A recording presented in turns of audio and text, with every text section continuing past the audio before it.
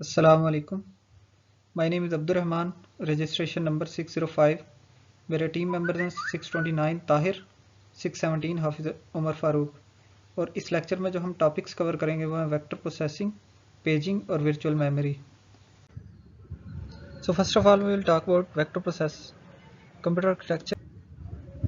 Definition of vector processing: a type of computer architecture that emphasizes the parallel processing of data using vector operations। मतलब कि अगर हमने multiple data को एक ही instruction के through pass करवाना है तो हम वेक्टर प्रोसेसिंग का तरीका इस्तेमाल करते हैं। इसमें होता क्या है, जैसे स्केलर में हमारे पास पीस ऑफ डाटा होता है ना, एक टाइम में सिर्फ एक ही इंस्ट्रक्शन को यूज़ करते हुए हम एक डाटा को हम ट्रांसफ़र करते हैं। जैसा कि आप देख सकते हैं पिक्चर में, ब्लैक जो है, एक मिनट, ये जो पोर्शन है ये है हमारे पास इंस्ट्रक्शन, एक इंस्ट्रक्शन आ गई, और ये हमारे पास है डाटा जो कि जिसके ऊपर इंस्ट्रक्शन को हमने अप्लाई करना है, और ये सिंगल इंस्ट्रक्शन सिंगल डाटा हमने एक इस पे अप्लाई किया है और हमारे पास आउटपुट में जो है ना जनरेट हो रही है रिज़ल्ट।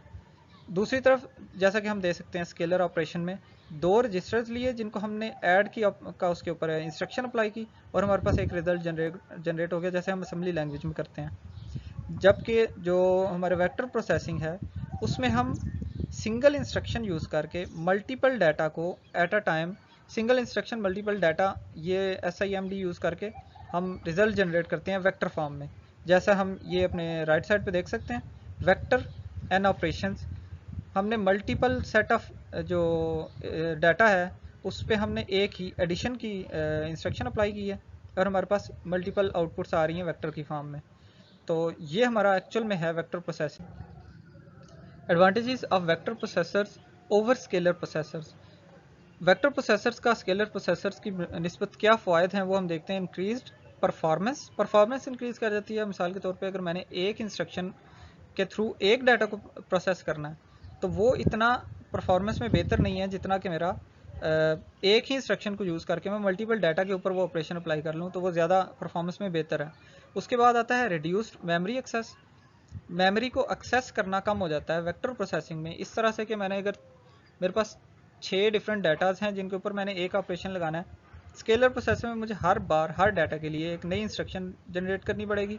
फॉर एग्जांपल मैंने ऐड करना है तो मैंने पहले डाटा को उठाना है, एडिशन परफॉर्म करनी है, दूसरा उठाना है, फिर एक और इंस्ट्रक्शन लेके एडिशन परफॉर्म करनी है। जबकि वेक्टर में क्या होता है, एक ही एडिशन की इंस्ट्रक्शन लूँगा और मैं सारे डाटा को इकट्ठा उठा के उस सारे पे अप्लाई कर दूंगा और पूरे वेक्टर पे एक ही इंस्ट्रक्शन अप्लाई होगी, जिससे मेरी जो है ना वो मेमोरी को एक्सेस करने का जो प्रॉब्लम थी वो रिजॉल्व हो जाती है। उसके बाद आता है इम्प्रूव्ड एनर्जी एफिशिएंसी। एनर्जी की जो सिस्टम की एनर्जी की एफिशिएंसी है वो इंक्रीज़ कर देती है। वो किस तरह के, जब हम मेमोरी को एक्सेस करते हैं तो एनर्जी कंज्यूम होती है, तो जितना कम हम मेमोरी को एक्सेस करेंगे एनर्जी की कंजम्पशन कम हो जाएगी। उसके बाद हमारा आता है efficient utilization of CPU resources. CPU के जो रिसोर्सेज हैं वो उनकी यूटिलाइजेशन कम हो जाती है। हम जब एक्सेस ही कम कर रहे हैं चीज़ों को, हम मल्टीपल डाटा को एट अ टाइम उसको कर रहे हैं, ऑपरेट करवा रहे हैं, तो हमारा CPU की जो रिसोर्सेज की यूटिलाइजेशन है वो कम हो जाती है, तो उनकी जो लाइफ टाइम है वो इंक्रीज़ हो जाता है। उसके बाद है exploiting data level of parallelism. इसमें क्या होता है, it refers to the ability to apply a single instruction to a block of data in parallel rather than processing each piece of data one at a time। मतलब कि हमने parallel में data को जो है ना वो प्रोसेस करना है, ना कि one instruction at a time run होगी। मल्टीपल इंस्ट्रक्शंस को हम करवा सकते हैं, पैरेललिज्म करवा सकते हैं। उसके बाद है इंक्रीज्ड एक्यूरेसी। इसमें ऑब्वियसली एक्यूरेसी भी इंक्रीज कर जाएगी। उसके बाद है इंट्रोडक्शन, एप्लीकेशंस और एग्जांपल्स। पहले हम सबसे एप्लीकेशंस देखते हैं कि इसका कहाँ कहाँ यूज़ हो रहा है, किन किन फील्ड्स में। साइंटिफिक सिमुलेशंस में वेक्टर प्रोसेसिंग यूज़ होती है। मशीन लर्निंग में भी वेक्टर प्रोसेसिंग का ही टेक्निक यूज़ होती है। इमेज एंड सिंगल प्रोसेसिंग में भी हमारी वेक्टर प्रोसेसिंग की टेक्निक ही यूज़ होती है। न्यूमेरिकल एनालिसिस में और क्रिप्टोग्राफी में भी वेक्टर प्रोसेसिंग यूज़ हो रही है। उसके बाद इसकी एग्जांपल्स कहाँ कहाँ ये यूज़ हो रहे हैं, किन किन कंप्यूटर्स में आप यूज़ होते हैं, किस किस कंपनी ने ये वाली जो है वो टेक्निक यूज़ की है। सबसे पहले हम देख लेते हैं इनके नाम। इंटेल AVX ने में वेक्टर प्रोसेसिंग यूज़ होती है। ARM नियॉन, इसमें भी वेक्टर प्रोसेसिंग की टेक्निक यूज़ होती है। NVIDIA टेस्ला, इसमें भी वेक्टर प्रोसेसिंग की टेक्निक यूज होती है। IBM ब्लू GEN, उसके बाद क्रे XC सीरीज में भी वेक्टर प्रोसेसिंग की टेक्निक ही यूज होती है। हम वन बाय वन इनकी देखते हैं। First of all Intel SIMD ISA evolution, ये 1997 से लेके जो थ्रू अभी तक जो इसमें एक्सटेंशंस हुई हैं वो इस तरह से। सबसे पहले हमारे पास MMX मल्टीमीडिया एक्सटेंशंस थी जो कि SIMD टेक्निक यूज़ करती थी। उसके बाद हमारे पास करीब 2004 में अपग्रेड होके SSE streaming SSID single instruction multiple data जो है ना वो जो टेक्निक है वो यूज़ करके ये 2014 में अपग्रेड किया। उसके बाद हमारे पास आता है एडवांस वेक्टर एक्सटेंशंस जो कि 2011 में इसकी नेक्स्ट जो है ना वो एडवांसमेंट हुई। उसके बाद हम बात करते हैं व्हाट इज़ नियॉन। ये नियॉन कंपनी ने भी इसी का यूज़ किया था। Neon is a wide SIMD data processing architecture extension of ARM instruction set, 32 bit registers और 64 bit wide dual view as 16 registers 128 bit wide. ये एक ही इंस्ट्रक्शन को यूज़ करते हुए, जैसे आप देख सकते हैं इंस्ट्रक्शन एक ही, हम मल्टीपल डाटा को at a time buses use करके, सोर्स रजिस्टर्स हैं हमारे पास 2, ऑपरेशन परफॉर्म हो रहा है उस पर, और हमारे पास ये रिजल्ट जनरेट हो रहा है वेक्टर की फॉर्म में। वेक्टर की फॉर्म में हम इसका जो है ना वो लेते हैं डाटा, और वेक्टर की फॉर्म में हमारे पास रिजल्ट जनरेट हो रहा है। और ये है हमारे पास नियॉन।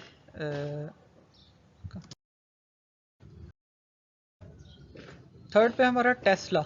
ये यूँ समझ लें कि ये छोटे साइज़ के कंप्यूटर हैं। Revolutionary NVIDIA Tesla high performance computer solutions put personal super computing. Personal super computer, आमतौर पे हम पर्सनल ये सेल फोन्स और मोबाइल्स को भी कंप्यूटर ही बोलते हैं, लेकिन ये सुपर कंप्यूटर जो है ना वो पर्सनल छोटे लेवल पे बनाया गया into the hands of individuals के हैंड के लिए। साइंटिस्ट जो हैं उनके यूज़ के लिए ये एक as a personal super computer जो है ना बनाया गया। इनने भी जो है ना वो इसी टेक्निक को यूज़ किया, हमारी वेक्टर प्रोसेसिंग वाली टेक्निक को ही यूज़ किया।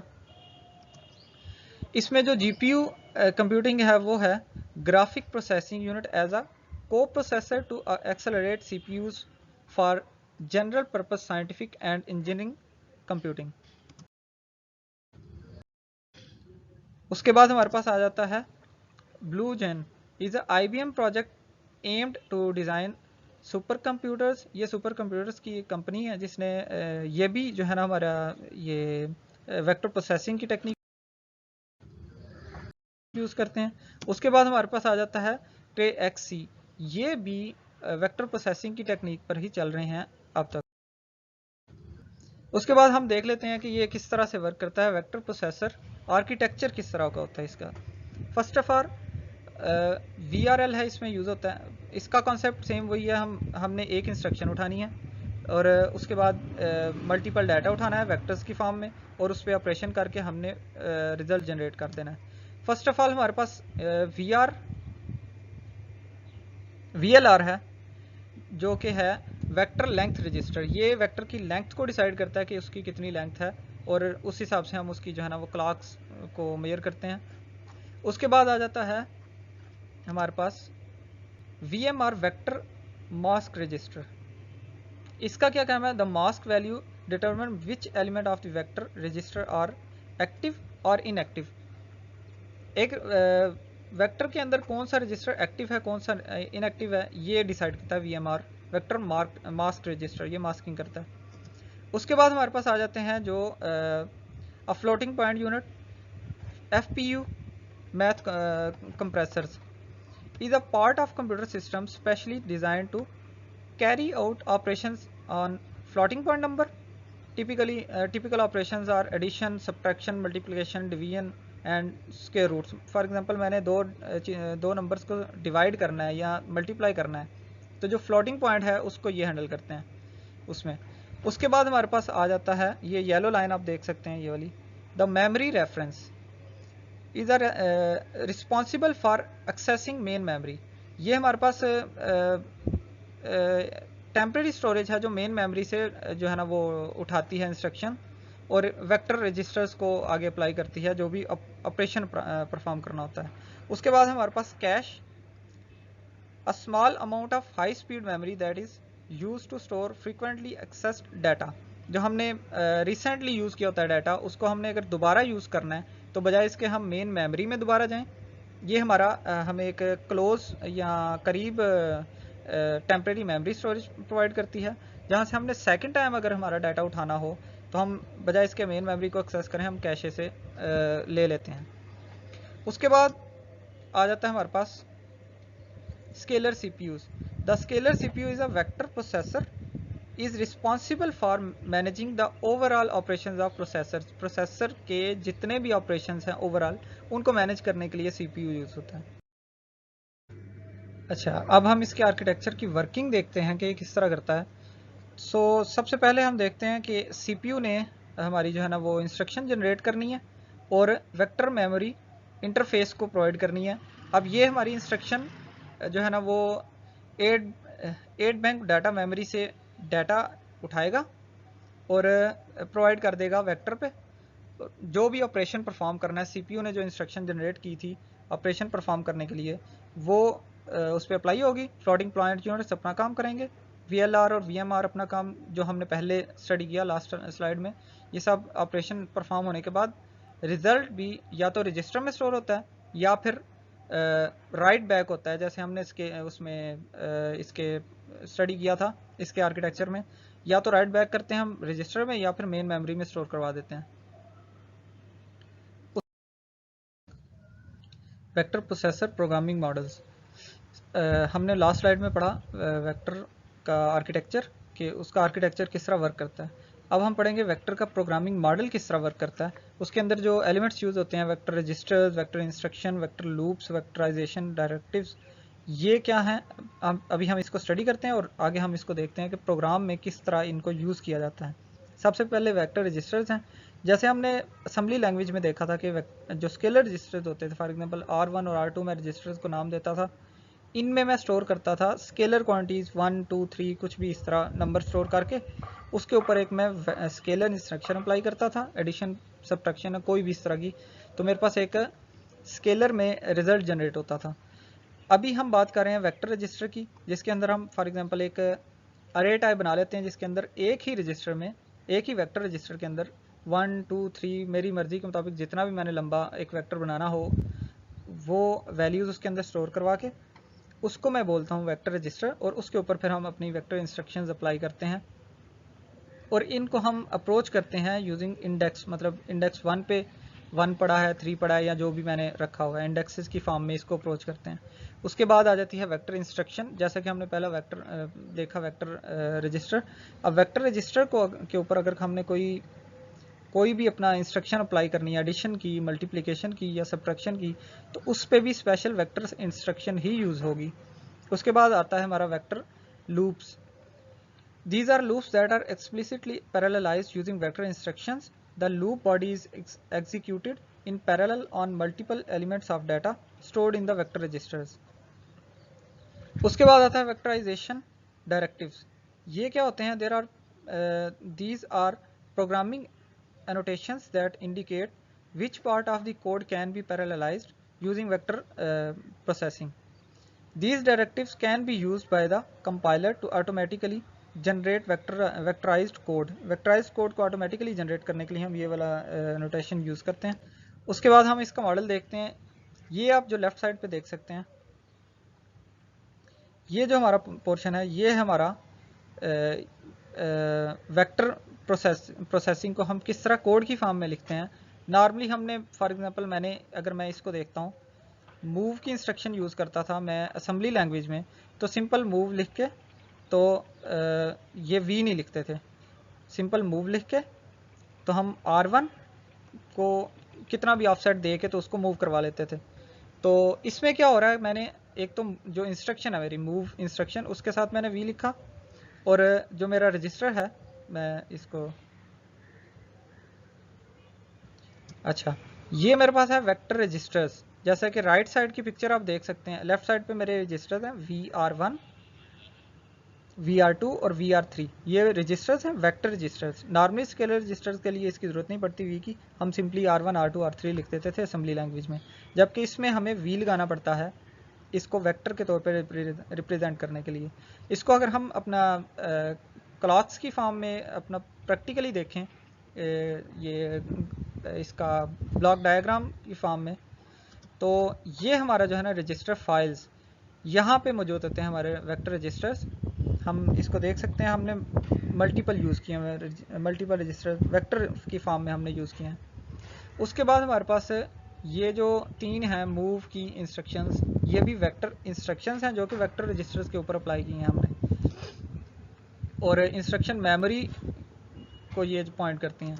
उसके बाद हम बात करते हैं वेक्टर लूप्स की। ये हमने जो लूप यूज़ किया हुआ है ये वेक्टर लूप यूज़ किया है। उसके बाद है हमारे पास जो हम अपना ऑपरेशन परफॉर्म करते हैं, इंस्ट्रक्शन फॉर एग्जांपल मैंने जैसे कि ऊपर इंस्ट्रक्शन पढ़ी थी, नीचे इसी तरह की एक इंस्ट्रक्शन, वो हमारी पहले वाली थी इंस्ट्रक्शन जनरेट करने वाला सोर्स था, ये हमारी वो इंस्ट्रक्शन है जो कि जनरेट होती है थ्रू इंस्ट्रक्शन मेमोरी। यहाँ पे हमारा जो इंस्ट्रक्शंस जनरेट हो रही हैं वो एडिशन, सब्ट्रैक्शन और कंपेयर की इंस्ट्रक्शंस वो थ्रू ALU परफॉर्म हो रही हैं। ALU एडिशन परफॉर्म करता है, सब्ट्रैक्शन परफॉर्म करता है या कंपैरिजन परफॉर्म करता है। जबकि ये जो मेरे पास VR1 है, ये जैसे ही मैं VR1 और VR2 को के ऊपर एडिशन, वेक्टर एडिशन की कमांड परफॉर्म करता हूँ, अप्लाई करता हूँ, तो ये मेमोरी में स्टोर होने के बाद राइट बैक हो रही है मेरी, ये जितनी ग्रीन लाइन आप देख रहे हैं, ग्रीन लाइन के थ्रू राइट बैक हो रही है मेरे VR1 के अंदर, जैसे हमने ऊपर भी पढ़ा था कि ये राइट बैक होती हैं। उसके बाद है हमारे पास वेक्टर प्रोसेसर इम्प्लीमेंटेशंस। ये इम्प्लीमेंटेशन कैसे होती है? टाइप्स ऑफ वेक्टर प्रोसेसर्स 2 तरह के होते हैं। 1 SIST, single instruction stream, single data stream, मतलब हम सिंगल इंस्ट्रक्शन और सिंगल डाटा को अप्रोच करते हैं। जैसे आप डायग्राम में देख सकते हैं, हम एक ही ऊपर से इंस्ट्रक्शन आ रही है और एक ही जो है ना वो डाटा आ रहा है, और उसके ऊपर हमारा कोई भी प्रोसेस अप्लाई हो रहा है, फॉर एग्जांपल एडिशन, सब्ट्रैक्शन या मल्टीप्लिकेशन, जो भी हम अपना प्रोसेस यूज़ करते हैं वो हम सिंगल इंस्ट्रक्शन सिंगल डाटा के थ्रू कर रहे हैं, SSID से कर रहे हैं। जबकि दूसरा आप देख सकते हैं SIMD, जो कि सिंगल इंस्ट्रक्शन मल्टीपल डाटा को जो है ना वो प्रोसेस करने के लिए यूज़ होता है। ऊपर से इंस्ट्रक्शन एक ही आ रही है, फॉर एग्जांपल एडिशन की इंस्ट्रक्शन आई, मल्टीपल डाटा जो मैंने वेक्टर के अंदर स्टोर किया हुआ था, सारे डाटा के ऊपर एट अ टाइम एक ही इंस्ट्रक्शन एडिशन की वो प्रोसेस हो गया, सब पे एडिशन परफॉर्म होगी। उसके बाद वेक्टर प्रोसेसर्स की इम्प्लीमेंटेशंस में हम देखते हैं evolution of vector processors implementations. इसकी एवोल्यूशन कहाँ से हो रही है? SX2 से स्टार्ट हुई थी, जो हमारा 1990 से स्टार्ट होकर अगर हम 2010 से ऑनवर्ड की बात करें तो इसकी एवोल्यूशन इस तरह हो रही है। SX2, SX3 में सबसे पहले SX2 में हमने वेक्टर प्रोसेसिंग स्टार्ट की, उसके बाद SX3, SX4, SX5, SX6, 7, 8 और so on. Software innovations on this side, उसमें जो हमारे पास इम्प्रूवमेंट आई। उसके बाद हार्डवेयर की इनोवेशंस इस साइड पे, ये ऑटो वेक्टराइज कंपाइलर्स से लेके सपोर्ट 1000 नोड्स इको जो है ना वो हमारे पास एवोल्यूशन आई फ्रॉम 90s टू 2010। दूसरी तरफ जो है ना हमारे पास बाईपोलर वाटर कूलिंग, इसका जो इसका मैकेनिकल ऑपरेशन में हमारे पास जो टेक्निक यूज़ होती थी वो ये थी। और अभी हमारे पास जो यूज़ हो रहा है latest, multi core all in one chip इको यूज़ हो रहा है, वो सॉफ्टवेयर में इसकी इनोवेशन, ये हार्डवेयर में इसकी इनोवेशन। अब हम बात करेंगे vector processor implementation, matrix for vector processor performance. Vector processor की परफॉर्मेंस के लिए क्या क्या चीज़ें जो है ना वो मैटर करती हैं वो हम देखेंगे। सबसे पहले vector length, it refers to the number of elements that can be processed in parallel by a single instruction. एक सिंगल इंस्ट्रक्शन को यूज़ करते हुए हम कितने नंबर ऑफ एलिमेंट्स को जो है ना प्रोसेस करवा सकते हैं, ये हमारा कहलाता है वेक्टर लेंथ। उसके बाद उस सिस्टम का वेक्टर लेंथ, जो कि जिस सिस्टम ने वेक्टर प्रोसेसिंग यूज़ की है वो एक इंस्ट्रक्शन को यूज़ करके कितने नंबर ऑफ एलिमेंट्स, इसी से उसकी एफिशिएंसी का पता चलता है। क्लॉक रेट सेकंड पे हम बात करते हैं, it refers to the frequency at which instructions can be executed per second. एक सेकंड के अंदर कितनी फ्रीक्वेंसी या कितनी इंस्ट्रक्शंस को हम पास ऑन करवा रहे हैं या एग्जीक्यूट करवा रहे हैं, उसमें जितनी फ्रिक्वेंसी जो है ना वो यूज़ होती है वो एक क्लॉक रेट के इक्वल होती है। उसके बाद हम बात करते हैं memory bandwidth. It refers to the rate at which data can be transferred between the processor and memory. Processor और मेमोरी के दरमियान डाटा के ट्रांसफ़र करने का जो रेट है वो मेमोरी बैंडविड्थ कहलाता है। उसके बाद instruction issue rate. It refers to the number of instructions that can be issued per clock cycle. एक क्लॉक साइकिल, जो हमने ऊपर क्लॉक साइकिल पढ़ा, एक क्लॉक साइकिल जो है वो कितनी नंबर ऑफ इंस्ट्रक्शंस को जो है ना वो इशू कर सकता है, मतलब एक सेकंड में हम कितनी नंबर ऑफ इंस्ट्रक्शंस को इशू कर रहे हैं, वो हमारा होता है उस सिस्टम की इंस्ट्रक्शन इशू रेट।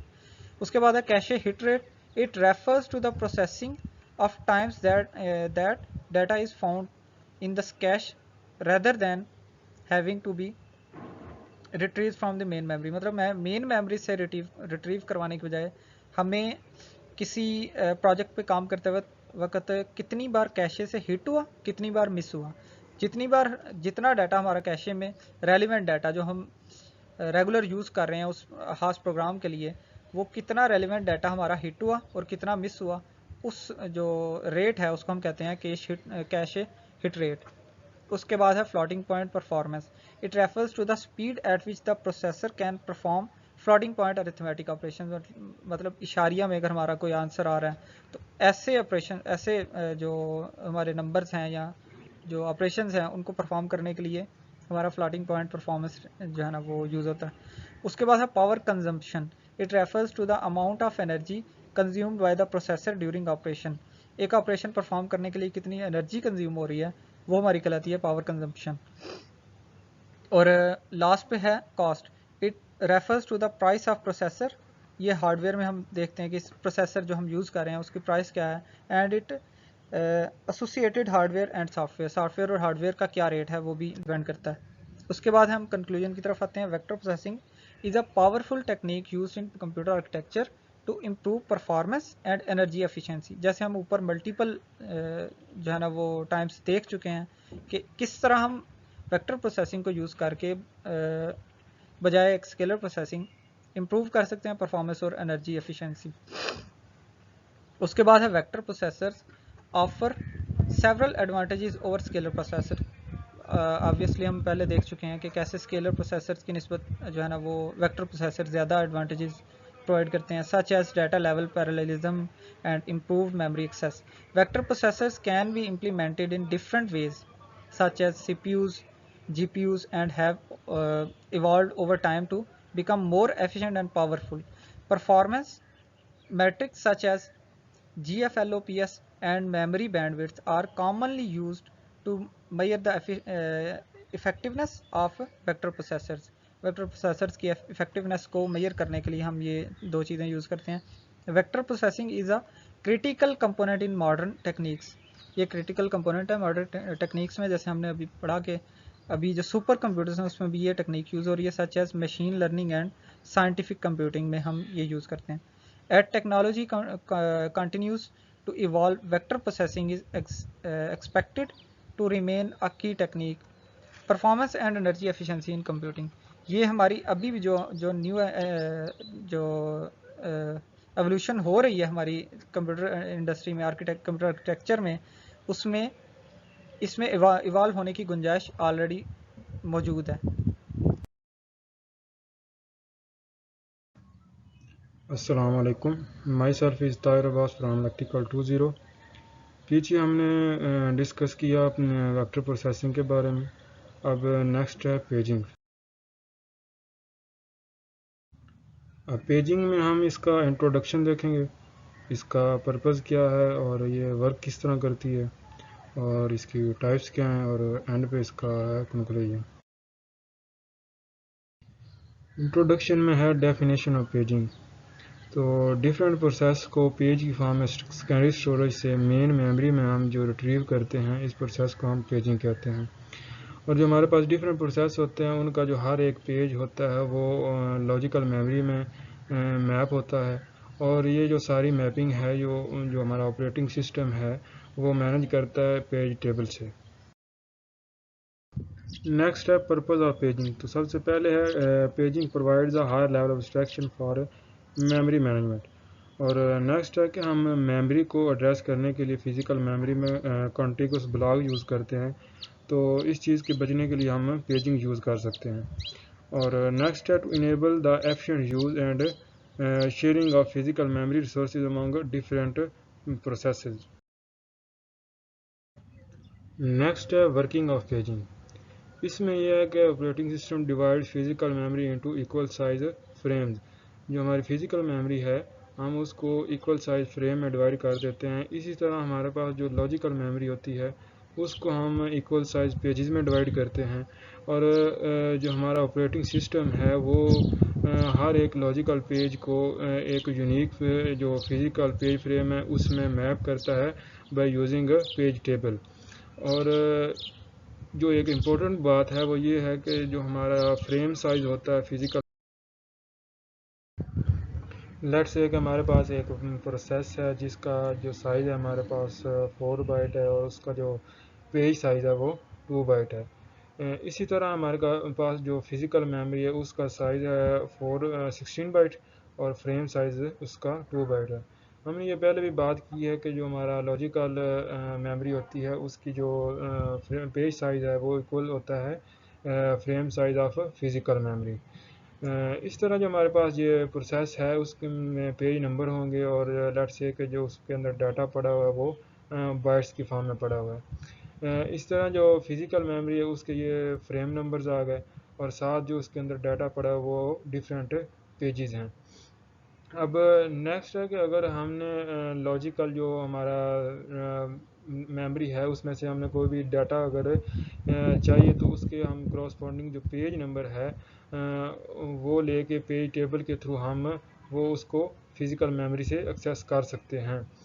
लेकिन ये जो सारा काम है ये सीपीयू को हमारे को नहीं पता कि वो सिंपली एक लॉजिकल एड्रेस जनरेट करता है जिसमें हमारा पेज नंबर होता है और साथ पेज ऑफसेट होता है। पेज ऑफसेट पेज साइज इसको कहते हैं।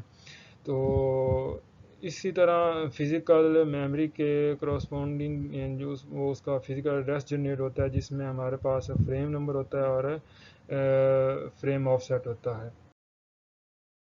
नेक्स्ट है हमारे पास टाइप्स ऑफ पेजिंग जिसमें नंबर 1 है मल्टी लेवल पेजिंग और सेकंड नंबर है इन्वर्टेड पेजिंग।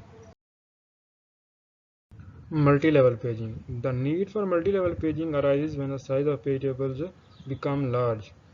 जब हमारे पेज टेबल का साइज़ बड़ा हो जाता है तो उस वक्त हम मल्टी लेवल पेजिंग यूज़ करते हैं। फॉर एग्ज़ाम्पल हमारे पास एक प्रोसेस है जिसमें हमने पेज यूज़ किए हैं, पेज नंबर 1 है, पेज नंबर 2 है और हम इसको मल्टी लेवल पेजिंग यूज़ करके डिफरेंट लेवल्स में डिवाइड कर देंगे। वो किस तरह डिवाइड कर देंगे, entries of level 1 page table are pointed to a level 2 page table and the entries of level 2 page table are pointed to the level 3 page table. Next हमारे पास है inverted paging.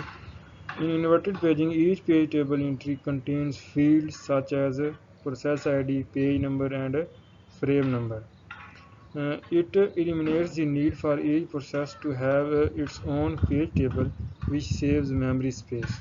होता क्या है कि हमारे पास डिफरेंट प्रोसेस होते हैं, उनके corresponding different page table generate होते हैं, लेकिन इन्वर्टेड पेजिंग को यूज़ करके जितने भी हमारे प्रोसेस होंगे उनको उनके सेपरेट पेज टेबल जनरेट करने के बजाय हम उनका एक ग्लोबल पेज टेबल जनरेट कर लेते हैं जिससे हमारी जो मेमोरी है वो सेव हो जाती है।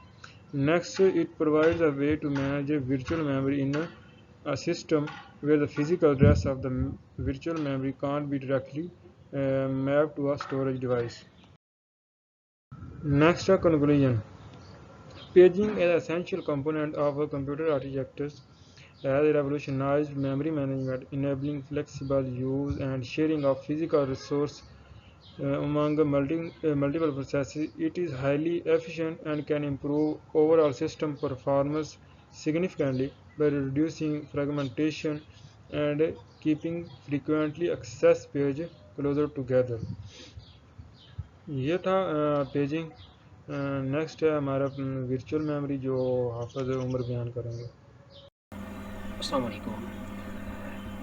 आज का हमारा लेक्चर जो है वो वर्चुअल मेमोरी पे है।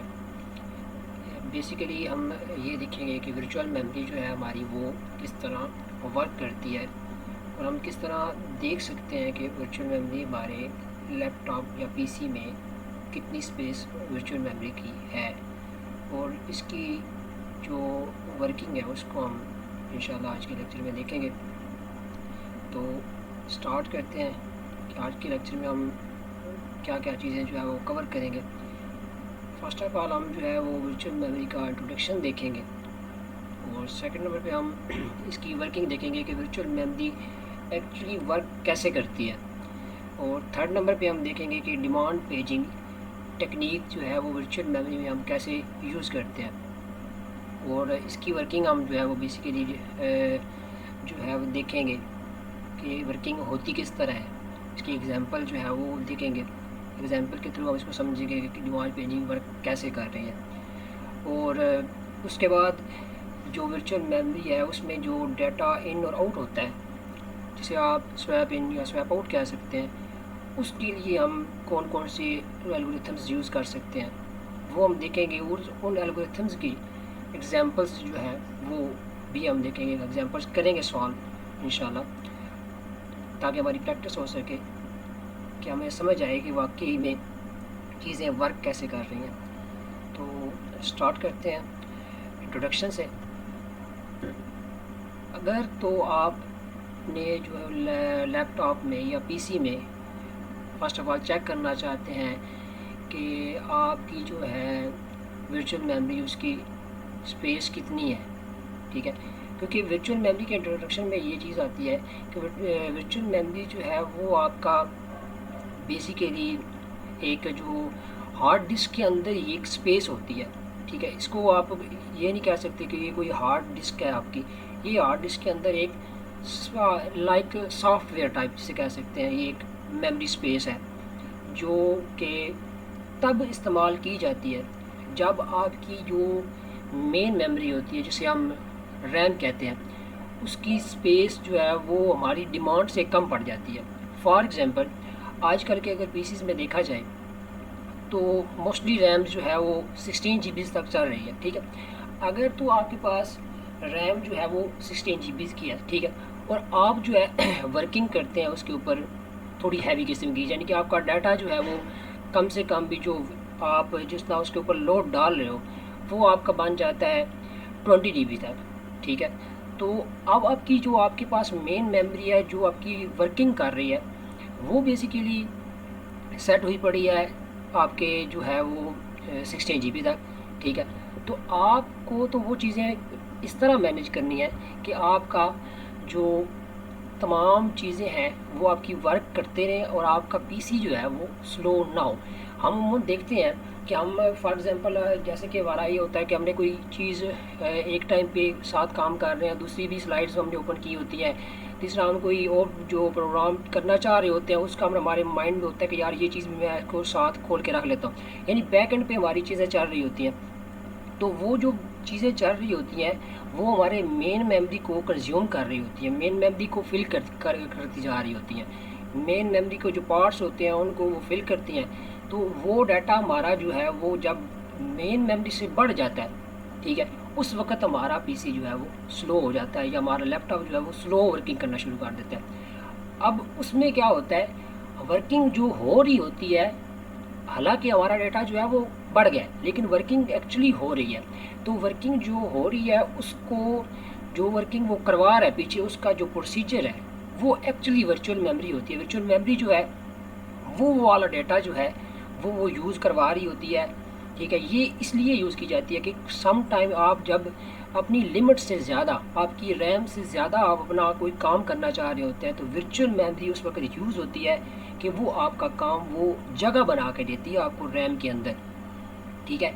जो चीज़ें रैम के अंदर आप यूज़ नहीं कर रहे होती है उनको निकाल के वो हार्ड डिस्क में सेव करती है। यानी ये प्रोसीजर हम बाद में इसको बड़े डिटेल से देखेंगे, ये जस्ट एक इंट्रो है कि वर्चुअल मेमोरी हम बेसिकली यूज़ क्यों करते हैं। तो जैसा कि स्लाइड में मेंशन भी किया हुआ है कि virtual memory increase the capacity of main memory. Virtual memory is not a storage unit, it's a technique. जैसे कि मैंने बताया कि एक टेक्निक है सिर्फ और सिर्फ कि आपके डाटा को हैंडल करती है। ताकि आपके लैपटॉप में आपका लैपटॉप जो है हैंग ना हो, ठीक है, स्टक ना हो जाए। आपकी वर्किंग स्लो हो जाती है लेकिन वर्किंग होती रहती है। In a virtual memory even such programs which have a larger size than the main memory are allowed to be executed. यानी कि वही बात कि आपको अलाउ कर रही है कि अगर आपके जो प्रोग्राम है, जो आपके टास्क हैं, उनका अगर साइज़ जो है वो बड़ा भी है, ठीक है, देन भी कोई मसला नहीं है, तो ये वर्चुअल मेमोरी जो है वो वर्क कर लेती है। अब ये आप देख सकते हैं, आपने जो है पीसी में अगर आप सिस्टम में जाएं, सॉरी कमांड प्रॉम्प्ट में जाएं, तो कमांड प्रॉम्प्ट में अगर आप जाके टाइप करते हैं जो सिस्टम इन्फो, ठीक है, कमांड देंगे आप कमांड प्रॉम्प्ट में जाके, तो जब आप इंटर करेंगे तो उसके बाद एक आपके पास जो है आपके पीसी की एक जो है ना स्पेसिफिकेशंस ओपन हो जाएंगी कि आपके पीसी में एक्चुअली जो आपकी मेन मेमोरी है वो कितनी है, और आपके पास वर्चुअल मेमोरी का जो साइज़ है टोटल वो कितना है आपकी इस पीसी में, और अभी तक जो यूज़ हो रहा है। यानी कि आपके पास इंफॉर्मेशन जैसे कि आप देख सकते हैं ये स्लाइड में, ये मैंने अपने लैपटॉप में चेक किया हुआ, ठीक है, और हमारे पास देख सकते हैं टोटल फिजिकल मेमोरी आपको शो हो रही है, ठीक है, वो हमारे पास 4 GB है, ठीक है, 4 GB की रैम है, तो वो उसकी स्पेसिफिकेशन लिखी हुई है। उसके बाद वर्चुअल मेमोरी का जो मैक्सिमम साइज़ है वो भी नीचे बताया गया है एमबीज में, ठीक है। तो मतलब कि ये चीज़ें आप इधर से चेक कर सकते हैं कि आपकी वर्चुअल मेमोरी जो है उसका साइज़ कितना है और वो कितनी यूज़ हो चुकी है, कितनी आपके पास अभी बाकी है।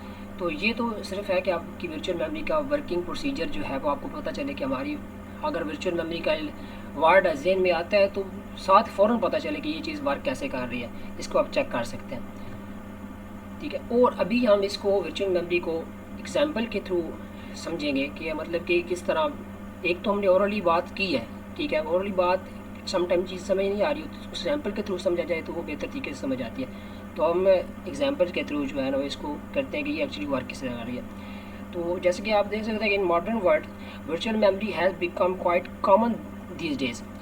In this scheme, whenever some pages needs to be loaded in the main memory for the execution and the memory is not available for those many pages, then in that case, instead of stopping the pages from entering in the main memory, the OS search for the RAM area that are least used in the recent times. जैसे पहले मैंने बताया कि आपके पास यानी कि जब आपका प्रोग्राम बढ़ गया है, आपकी कैपेसिटी बढ़ गई है, तो उस वक़्त आपका जो वर्चुअल मेमोरी वाला पार्ट है वो उस वक़्त अलाउ होता है कि भाई मैं इसको जो है ना करवा दूंगा। वो वर्क करवाता है किस तरह कि वो फिर रैम भी चेक करता है कि जो कम डेटा यूज़ हो रहा है, काफ़ी टाइम से टाइम में पड़ा लेकिन वो यूज़ नहीं हो रहा, तो उसको वो निकाल के हार्ड डिस्क में रख देता है और जो आपकी डिमांड हो रही होती है उसको रैम में जो है वो भेजता है और फिर वर्किंग यानी कि इस तरह वर्चुअल मेमोरी की होती है।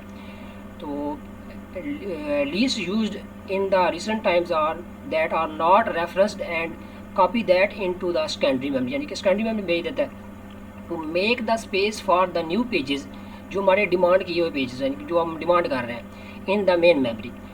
Since all these procedures happen automatically, यानी ऑटोमेटिकली ये वर्क हो रही होती है अंदर, आप इसको कोई कमांड नहीं दे रही होते कि ये करो, यानी आपने बस अपना प्रोग्राम एग्जीक्यूट किया और ये अंदर आपके पीसी के या लैपटॉप के एग्जीक्यूट ऑटोमेटिकली हो रही है। Therefore, it makes the computer feel like it is having the unlimited RAM, यानी ये उस तरह फील होता है कि फॉर एग्जांपल आपके पास अगर 4 GB की भी रैम है तो आपकी वर्चुअल मेमोरी जो है वो आपके पीसी को जो है ना वो महसूस ही नहीं होने दे, फील नहीं करवाती कि रैम कम है और वर्किंग नहीं हो सकती। हाँ, स्लो हो जाती है लेकिन वर्किंग ये वर्चुअल मेमोरी जो है वो करवाती रहती है। अब इसको हम देख लेते हैं एग्जांपल के थ्रू। जैसे कि हम देख सकते हैं कि ये हमारे पास जो है वो हार्ड डिस्क है, ठीक है, जिसे हम सेकेंडरी मेमोरी कह सकते हैं। इसके अंदर वर्चुअल मेमोरी होती है।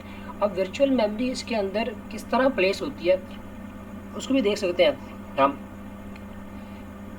ये लॉजिकल एड्रेस स्पेस है, LAS stand for logical address space. तो अब इसके अंदर हमारी वर्चुअल मेमोरी जो है वो इस तरह आपकी पेजिंग जो है वो पेजिंग के हिसाब से डिवाइड होती है, ठीक है। हमारा प्रोसेस जो है, हमारा एक प्रोसेस फॉर एग्जांपल हमने एक प्रोग्राम को इन किया है, तो जो प्रोग्राम हमने इन किया है उसको जो हमारी वर्चुअल मेमोरी है ना वो उसको पेजिंग में डिवाइड कर लेती है, ठीक है। जैसे कि आप देख सकते हैं जो प्रोसेस हमारा 1 है उसमें हमने जो है ना 4 पेजेस में डिवाइड किया, P0, P1, P2, P3, मतलब इस तरह हमने इसको डिवाइड कर लिया। अब होता ये है कि जब जैसे मतलब कोई डिमांड हो रही होती है तो ये फिर वही पेज जो जिसकी डिमांड की जा रही होती है उसको ही मेमोरी में, जो मेन मेमोरी हमारी जिसे एक्चुअली हम रैम कह रहे हैं, उसमें भेज देती है। वर्किंग कैसे होती है कि ये स्वैप इन करती है डाटा को, ठीक है, इधर से आपकी हार्ड डिस्क से डाटा स्वैप इन होके रैम के अंदर जाता है। अब रैम में हमारे पास डाटा चला गया। अब जो इनिशियली वर्चुअल मेमोरी का स्टार्ट हुआ था उस वक्त ये था कि जो है ना अपने आप ही डाटा जो है वो ज़्यादा, यानी कि बेसिकली आप इसको एग्जांपल को इस तरह अगर समझें कि जैसे कोई टीचर अगर वाइवा ले रहा है और वो सीआर को कहता है क्लास की कि आपने मुझे मैं बच्चों को कॉल करूँगा, आप सामने खड़े हो जाओ, तो आप बच्चों को बुलाते जाओ और मैं वाइवा लेता जाता हूँ। अब टीचर ने सीआर को ये नहीं बताया क्लास के कि मैं ये एक जो है वो तरतीब से बच्चों को बुला रहा हूँ, सिर्फ इतना बताया कि मैं बच्चों को बुलाऊँगा, आप जो है आगे कॉल करो और बच्चों को बुलाते जाओ। सीआर ने कहा ओके। तो सर ने पहली दफ़ा जो है बुलाया कि आप रोल नंबर 3 को बुला लो, ठीक है। देन सर ने बुलाया रोल नंबर 2 को बुला लो, देन फिर सर ने रोल नंबर 4 को बुलवा लिया। ये जो तरतीब सर ने फॉलो की कि एक पहले वाला फिर एक ऊपर वाला, यानी पहले वाला दरमियान वाला लेके उससे पीछे वाला और आगे वाला, इस तरह सर ने 2-3 दफ़ा फॉलो किया। तो जो सीआर था उसने ये सोचा कि सर यही पैटर्न फॉलो कर रहे हैं, तो उसने एक टेक्निक यूज़ की कि क्यों ना जब सर एक नए रोल नंबर को बुलाते हैं तो मैं उससे पीछे वाला भी और उससे आगे वाला पहले ही कॉल करके रख लूँ अपने पास, अब उनको बुलाऊँ अपने पास, ताकि सर मुझे इशारा करते जाए तो मैं फ़ौरन भेज दूँ, ना कि फिर मैं सर को वेट करवाऊँ कि जब मैं बुला के ले आता हूँ। तो ये चीज़ जो पहले वर्चुअल मेमोरी एक्चुअली मतलब इसके आगे जो टेक्निक्स हैं उससे पहले जो वर्क करती थी वो इस तरह वर्क करती थी कि एक टेक्निक्स मतलब जिस तरह मैंने एग्जांपल आपको दी है, तो उस तरीके से डेटा मतलब कुछ डेटा जो है हर प्रोसेस का वो रख दिया जाता था मेन मेमोरी में। अब मेन मेमोरी वो चला गया ताकि इसलिए रख दिया जाता था कि अगर किसी एक प्रोसेस का भी अगर आप कॉल करते हो तो उसका कम से कम कुछ डाटा पड़ा होता था, जिससे मतलब कि हमारे मेन मेमोरी को ये फील होता था कि मेरे पास डेटा मौजूद है और वो वर्क कर सकती होती थी। इस तरह ये हमारे पास मेन मेमोरी में मतलब कि डेटा जो है वो फिल हुआ हुआ है। इस तरह हम स्वैप आउट भी कर सकते हैं, इस प्रोसीजर को हम देखेंगे, ठीक है। ये बस इसलिए इंडिकेट किया हुआ है कि हमारा डाटा मतलब इससे जाता किस तरह, इससे आउट किस तरह होता है। इसको हम जो है ना आगे नेक्स्ट देखते हैं। अब मेन मेमोरी के बाद हमारे पास पेज टेबल बनता है। एक्चुअली हार्ड डिस्क में पेजेस के हिसाब से डाटा डिवाइड हो रहा होता है, मेन मेमोरी में फ्रेम के हिसाब से डाटा डिवाइड हो रहा होता है।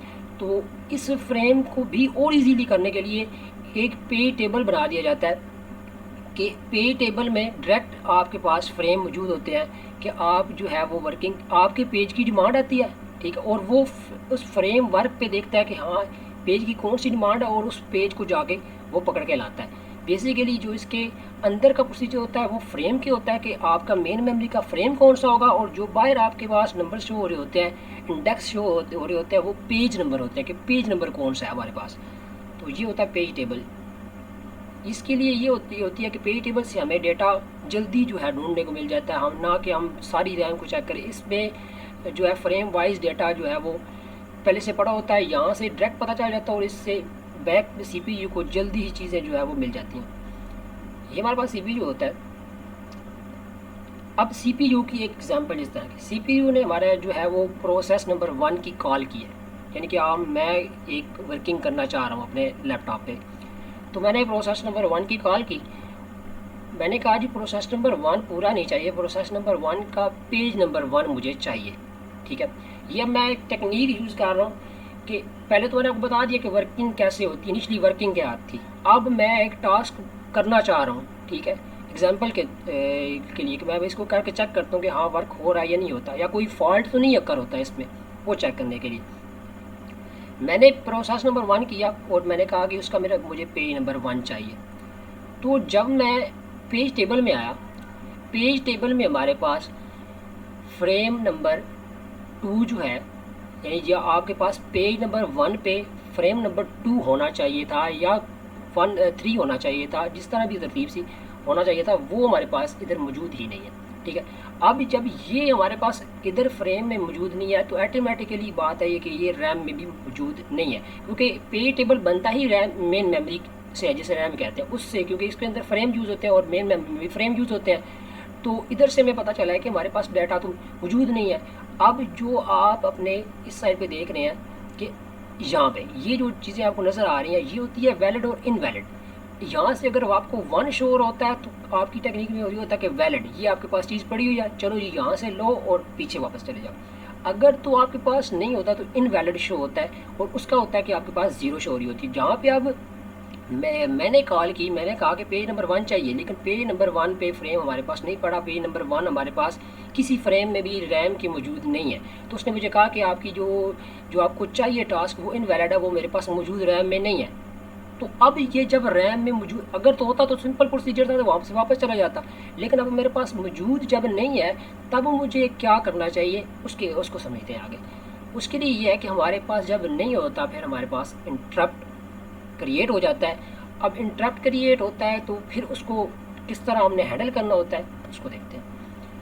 अब जब इंटरप्ट हमारे पास क्रिएट होता है उससे पहले हमारा यूज़र, मैं एक यूज़र हूँ, मैंने अपना टास्क परफॉर्म करने के लिए CPU को कमांड दी है कि मुझे ये चीज़ें चाहिए।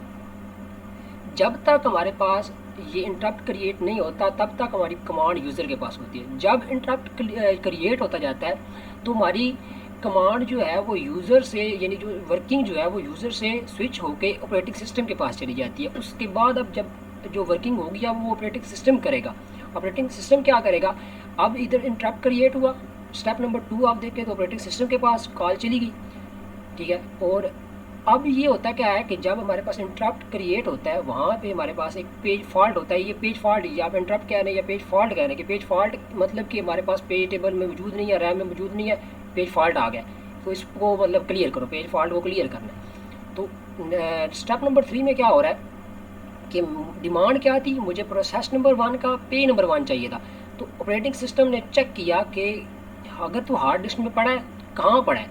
अब उसको पता चल गया कि ये जो एरो के निशान आपको इंडिकेट कर रहे हैं, स्टेप नंबर 3 को आप देख सकते हैं, तो वो वहाँ पे जो है वो चला गया। ये देख सकते हैं आप कि इधर आके वो पहुँचा कि ये पड़ा है पेज नंबर 1, इसको अब मुझे चाहिए कि मैं इसको ले जाऊँ।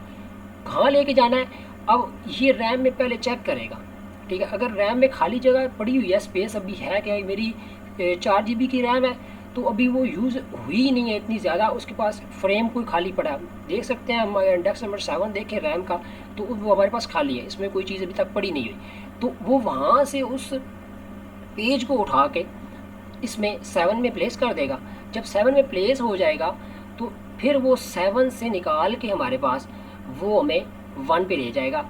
अब 1 पे जाने के बाद वर्किंग क्या होती है कि हमारा ओरिजिनली जो टास्क था वो कंप्लीट हो जाता है। फिर हम 1 से डेटा को दोबारा CPU को वापस दे देते हैं कि ये लो जी, आपने जो हमें टास्क कहा था ये हमने आपको वापस कर दिया।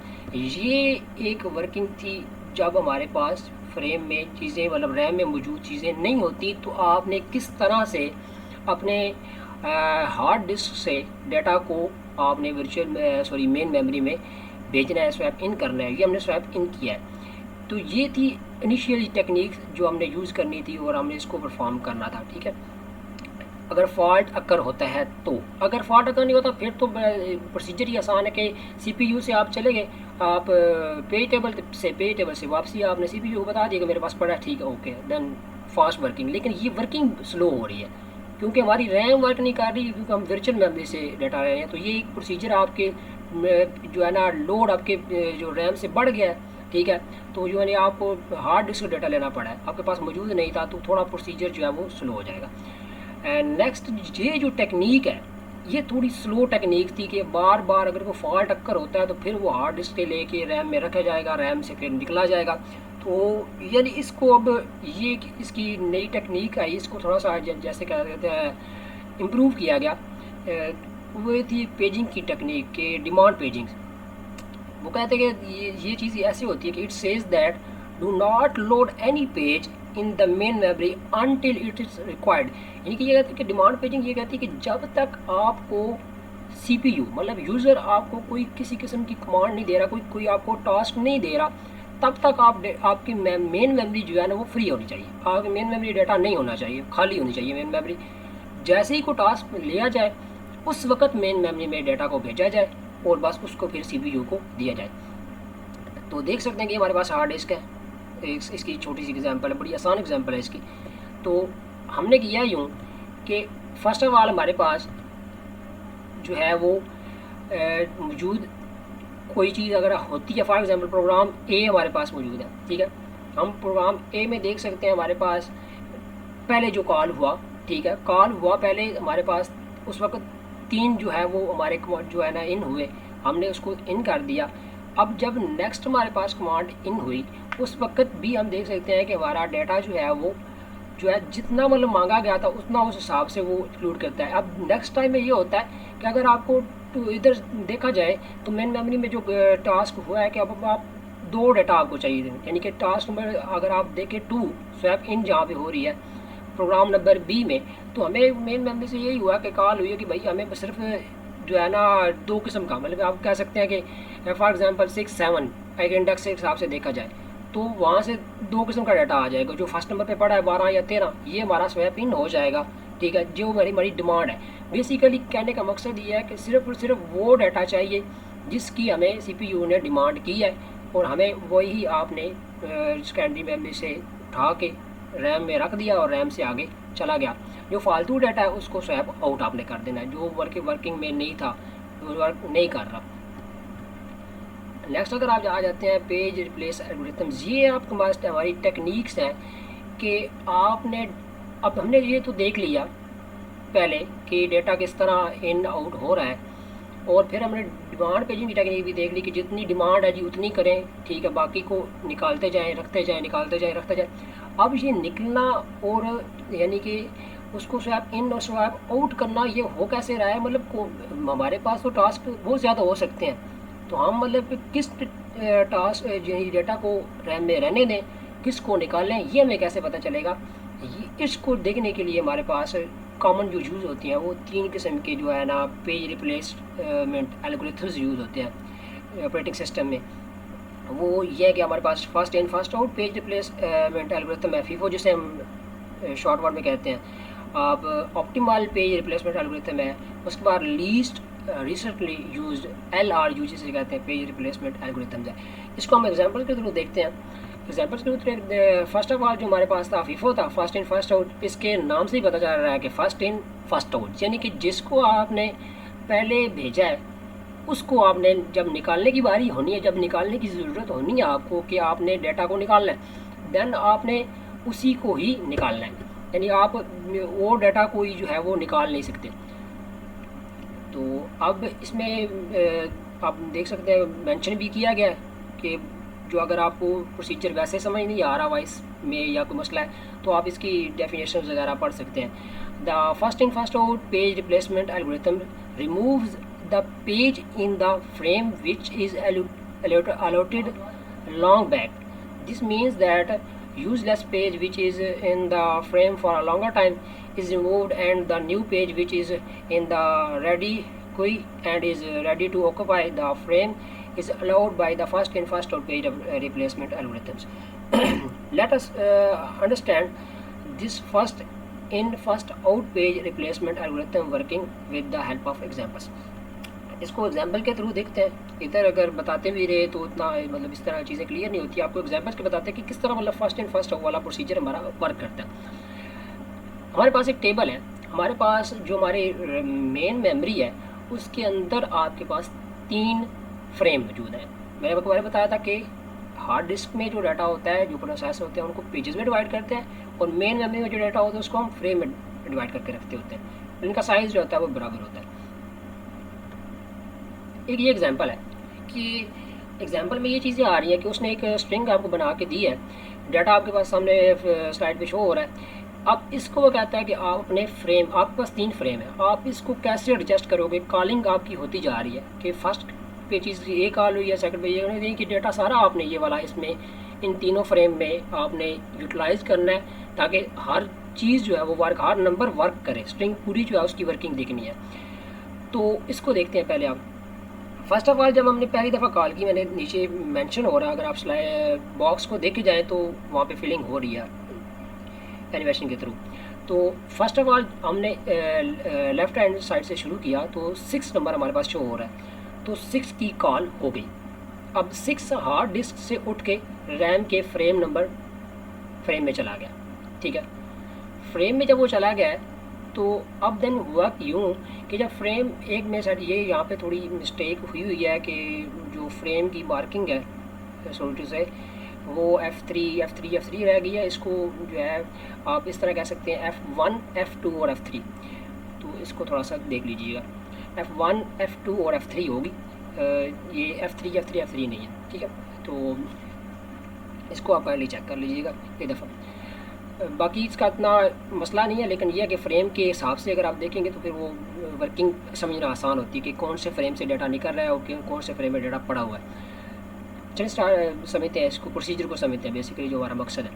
तो 6 हमारा फ्रेम नंबर 1, ये फ्रेम नंबर 1 है, ऊपर वाला 2 और उससे ऊपर वाला 3। फ्रेम नंबर 1 में हमारा 6 जो है मैंने फर्स्ट टाइम इन करवाया, क्योंकि पहले हमारे पास फ्रेम में मतलब कोई चीज़ नहीं, जैसे हमने पीछे टेक्निक देखी है पेज फॉल्ट कब अक्कर होता है, जब यानी कि इंटरप्ट जिसे आप कहते हैं वो तब अक्कर होता है जब आपने CPU से कमांड दी, यानी कि अब मैं CPU से कमांड दे रहा हूँ मुझे 6 चाहिए, लेकिन 6 जो है वो पेज टेबल में मौजूद नहीं था।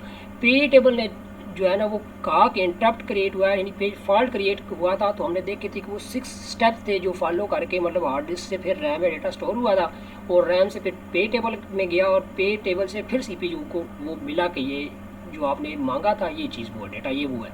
तो ये पेज फॉल्ट तब अक्कर होता है जब आपके फ्रेम में चीज़ रैम में पड़ी नहीं होती। तो निचली तो हमारी रैम खाली थी, तो हमने 6 को चेक किया, नहीं था। तो हिट और मिस में क्या है कि जब आपका हिट होता है, ठीक है, उस वक्त हम देख लेते हैं कि आपका फॉल्ट अक्कर नहीं हो रहा, ठीक है। उस वक्त आपकी वर्किंग जो है वो बेसिकली जो है वो स्टार्ट हुई है, आप उसको अच्छे तरीके से जो है वो कर सकते हैं।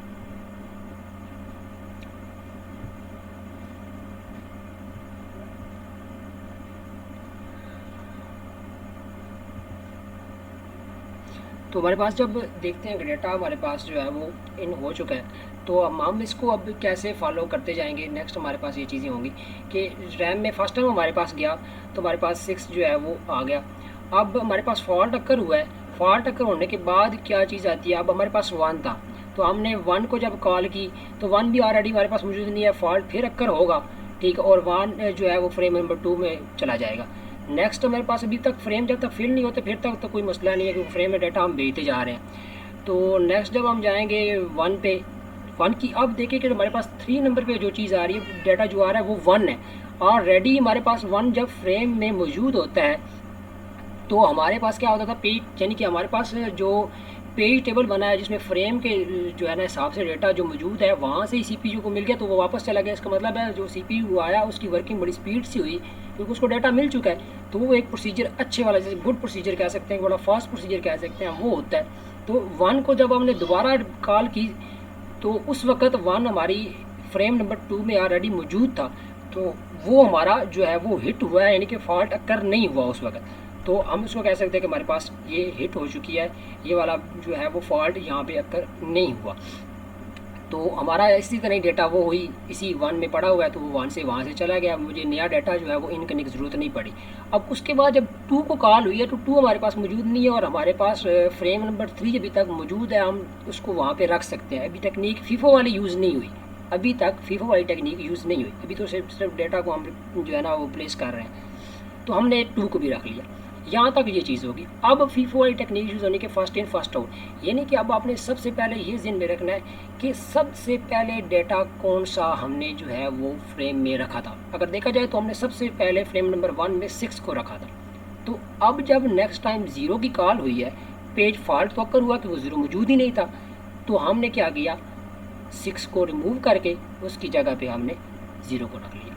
1 2 इस तरह ही आ गया, क्योंकि हमने अब जब 3 की कॉल हुई, 3 भी फ्रेम में मौजूद नहीं है, फॉल्ट तो अक्कर हुआ है, और अब किसको निकालना है, अब फर्स्ट इन फर्स्ट आउट। अब 0 जिसको फर्स्ट इन हमने पहले देखा था कि 6 था, 6 के बाद जो देखा जाए तो फर्स्ट इन कौन सा बनता है, क्योंकि अब 6 की जगह तो 0 ने ले लिया, तो 0 तो अभी रिसेंटली हमने ऐड किया, वो तो फर्स्ट इन फर्स्ट आउट में के क्राइटेरिया में नहीं आता, और 2 भी हमने बाद में किया। इसका मतलब है कि 6 के बाद हमने फर्स्ट इन जो किया था वो हमारा था 1।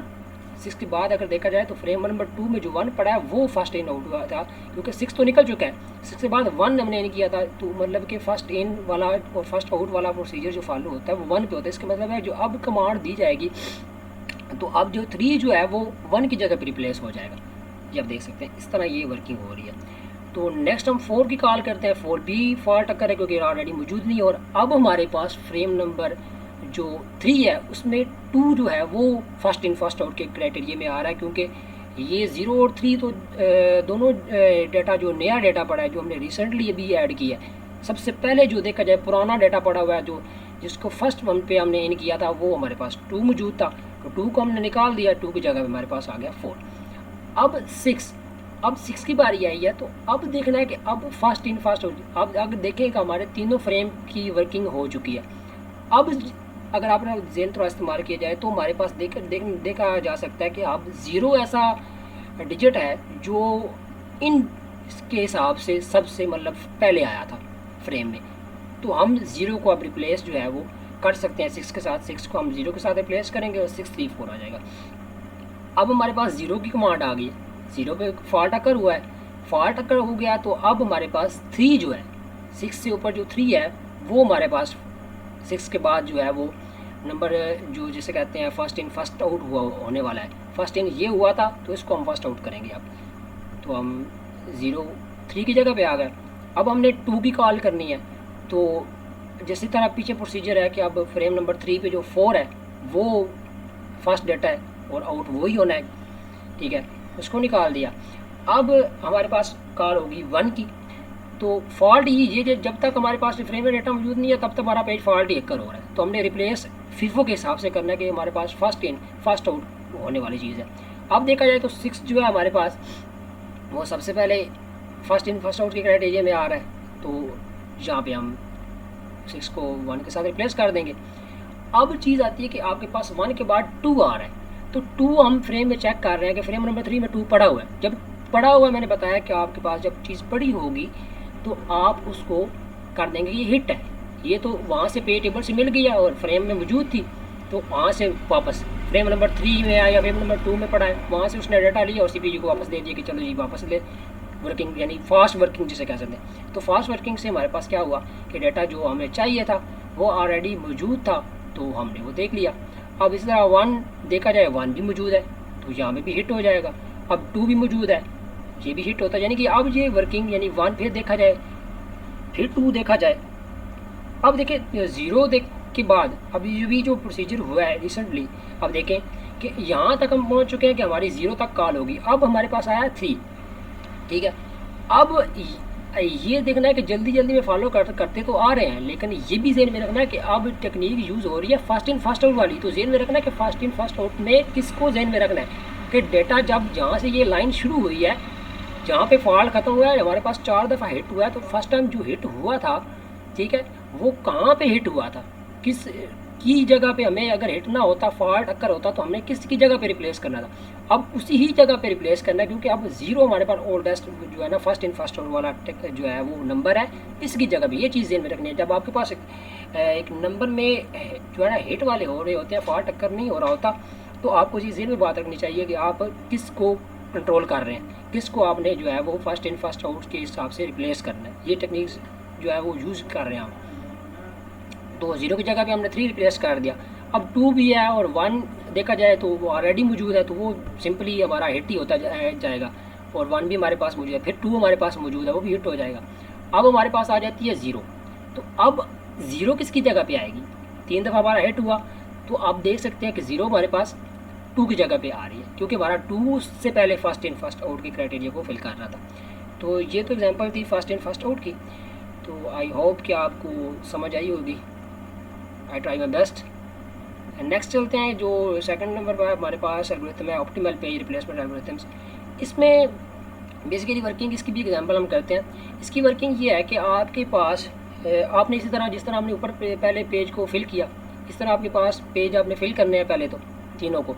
अगर तो आपके पास हिट हो रहा है तो उसको डाटे को इसी तरह जिस तरह फीफो में हमने किया है उसी तरह करना है। लेकिन जब आपके पास पेज थोड़ी फ्रेम जो है वो सारे फिल हो जाएंगे, उस वक्त इसकी टेक्निक जो है वो फीफो से डिफरेंट है, क्योंकि इसका ये मेथड भी डिफरेंट है ऑटोमेटिकली। लेकिन पीछे जो फिल करने वाला प्रोसीजर है या कोई आपके पास हिट होता है वो सेम वही है। चलो देख लेते हैं इसको भी एक दफ़ा एग्जांपल्स में। ये हमारे पास एग्जांपल है, तो एग्जांपल वो सेम ही है, चेंज इतनी नहीं हुई, लेकिन बस आपकी जो है अंडरस्टैंडिंग होनी चाहिए कि ये वर्किंग कैसी हो रही है, इसको समझना चाहिए आपको। तो आप अगर देख सकें तो 6 आपके पास इन हुआ, आपने 6 को इन कर लिया और फिर आपने फॉल्ट हमारे पास अकर हुआ सेम एज इट इज़, जिस तरह हमने पीछे देखा था फीफो में, और 1 भी आपके पास आ गया। फिर दोबारा 1 को कॉल हमने फीफो में की थी, तो 1 पहले मौजूद था तो हिट हुआ, तो नेक्स्ट CPU को दोबारा डाटा मिल गया और फिर वापस CPU ने अगली कमांड जो है वो मांगी कि ये मुझे डाटा चाहिए। जब उसने 2 मांगा तो हमारे पास फ्रेम नंबर 3 मौजूद था, तो हमने फ्रेम नंबर 3 में उस डाटा को प्लेस कर दिया। यहाँ से अब टेक्निक जो है ऑप्टिमल जो हमारा पेज रिप्लेसमेंट एल्गोरिथम है उसको समझना है कि वो कैसे वर्क है। ऑप्टिमल पेज रिप्लेसमेंट, उसके बाद हमने एक लीस्ट रिसेंटली यूज जो है ना टेक्निक देखनी है, रिप्लेसमेंट एल्गोरिथम देखना है। ये इस तरह है कि ऑप्टिमल में हमने आगे की तरफ देखना है कि आगे कौन सी चीज़ें आ रही हैं, और जो लीस्ट रिसेंटली यूज्ड एल्गोरिथम है उसमें हमने पीछे की तरफ देखना है। ठीक है, तो बस सिर्फ एक शॉर्ट सेंटर है, उसको भी समझते हैं बाद में कि ऑप्टिमल में आप देखना है अब हमारी कमांड पहुंच चुकी है 0 की, 0 हमें चाहिए डाटा, 0 से आपने आगे देखना है। आगे कैसे देखना है कि जो आपके पास 0 से आगे फ़ौरन अगर आप देखें तो 3 आ रहा है, 3 फ्रेम में मौजूद नहीं है, इसको चेक ही नहीं करना, हमने चेक वो करना है जो फ्रेम में डाटा मौजूद पड़ा हुआ है हमारे पास। तो 4 नहीं है, इसको भी छोड़ दें, 6 पड़ा हुआ है फ्रेम में। अब 6 पहले आ चुका है, सबसे पहले नंबर पे 6 आया, 6 पड़ा है, छोड़ दें, इसको भी पड़े रहने दें। नेक्स्ट आए 0 पे, तो जब आप 0 पे आएंगे तो आप मैं स्ट्रिंग से देख के समझा रहा हूँ, आप स्ट्रिंग को देखें कि स्ट्रिंग की हम 0 में कमांड चाहिए, 0 से हमने आगे चेक करना शुरू करना है। जो फ्रेम में डाटा पड़ा है सिर्फ उसको हमने चेक करना है कि हमारी स्ट्रिंग में कहाँ पड़ा है। 0 के फ़ौरन बाद हमें 6 मिला है जो फ्रेम से रिलेट कर रहा है कि फ्रेम में पड़ा है। 6 के बाद अगर देखा जाए तो 0 आ रही है, 0 फ्रेम में नहीं है, इसके साथ हमारा कंसर्न नहीं है। उसके बाद क्या आ रहा है, 2 हमारे पास आ रहा है, तो 2 भी आ गया, और फिर हमारे पास 1। अब जो फ्रेम का डाटा सबसे लास्ट पे पड़ा हुआ है, सबसे लास्ट पे आ रहा है, वो ऑप्टिमल पेज रिप्लेसमेंट एल्गोरिथम उसको फॉलो करता है कि उस लास्ट वाले को उठा देना है, उसको निकाल देना है, उसकी जगह पे जो डाटे की डिमांड हुई है उसको उसकी जगह पे रिप्लेस करना है।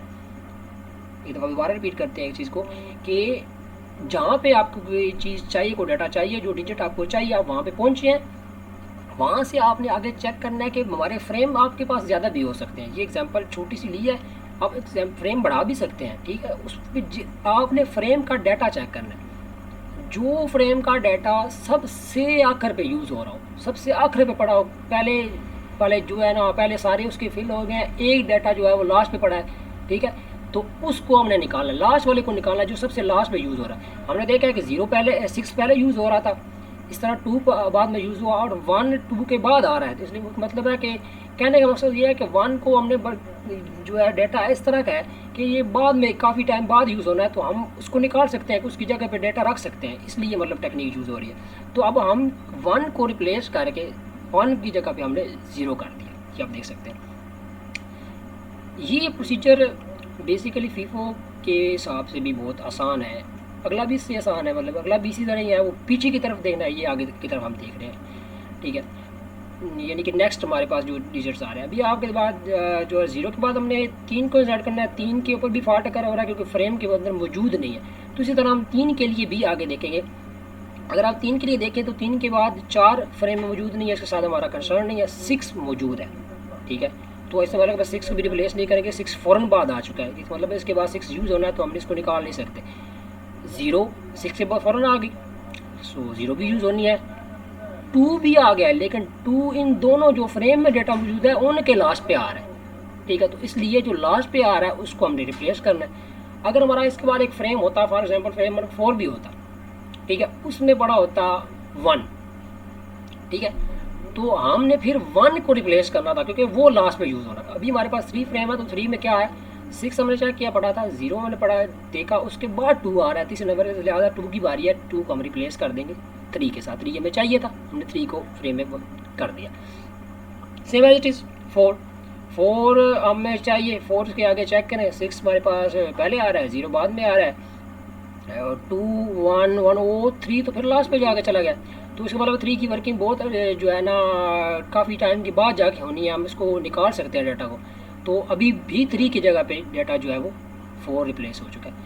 फिर हमने क्या किया, 6 आया, 6 की अब 6 ऑलरेडी फ्रेम में मौजूद है, तो हमारा हिट हो गया, हमें तो चेंज करने की ज़रूरत नहीं है, ये सेम एज इट इज़ आएगा। जब 6 के बाद 0 आया, 0 भी ऑलरेडी मौजूद है, हिट हो गया।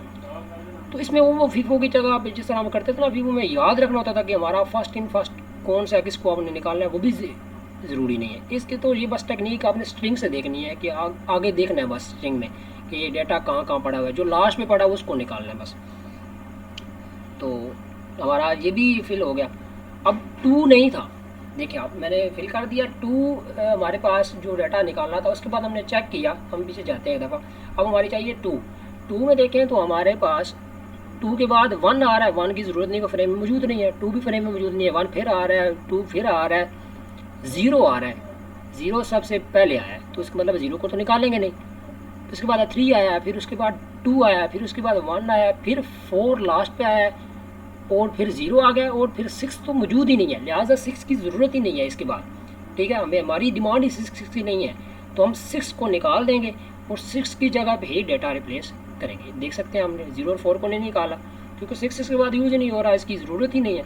वो डाटा नहीं रखना हमने फ्रेम में, जिसकी एक दफ़ा यूज़ हुई है उसके बाद इस्तेमाल ही नहीं, नेक्स्ट हम कर रहे हैं। तो इस तरह हम देख सकते हैं। नेक्स्ट भी procedure same as it is वही हमारे पास है कि हम टेक्निक को फॉलो कर रहे हैं और आप चीज़ों को देख रहे हैं कि हमारी वर्किंग किस तरह हो रही है।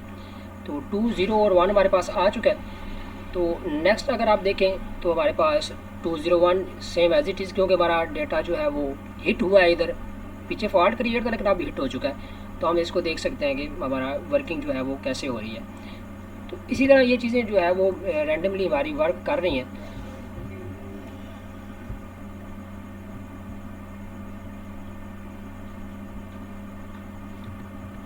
बेसिकली हम जो है वो ऑप्टिमल मेथड्स को देख रहे हैं कि एल्गोरिथम फॉलो किस तरह करता है ऑप्टिमल को।